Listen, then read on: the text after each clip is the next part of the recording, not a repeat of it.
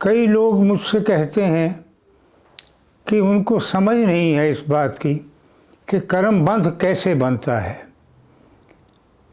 कर्मबंध समझना बहुत मुश्किल काम नहीं है। मैं एक उदाहरण से अपनी बात समझा देता हूँ। आप दुकानदार हैं, कोई आपके पास सामान लेने आया है, आपसे उसने 1 किलो चीज़ मांगी है, आपने उसको 900 ग्राम दे दी।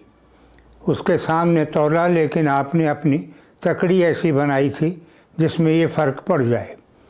घर जाकर जब उस व्यक्ति ने तोला उसको, तो वो 100 ग्राम 200 ग्राम जो भी कम निकली।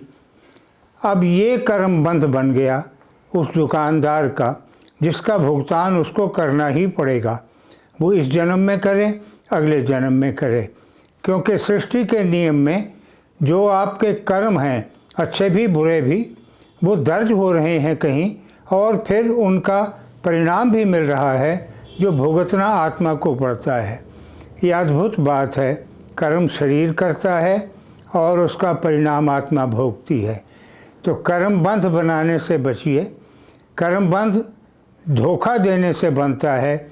आप किसी को शब्दों से धोखा दें, व्यवहार से धोखा दें, कर्म से धोखा दें, आप एक कर्मबंध बना लेते हैं जिसका भुगतान प्रकृति ने आपसे कराना ही कराना है, वो इस जन्म में हो या अगले जन्म में हो।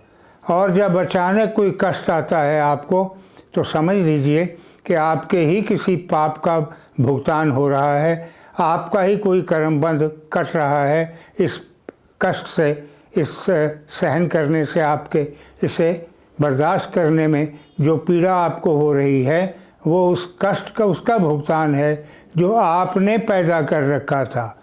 इसलिए कर्मबंध मत बनाइए, साफ सुथरा जीवन जीने की आदत डालिए, और इस भ्रम में मत रहिए कि कोई देख नहीं रहा है।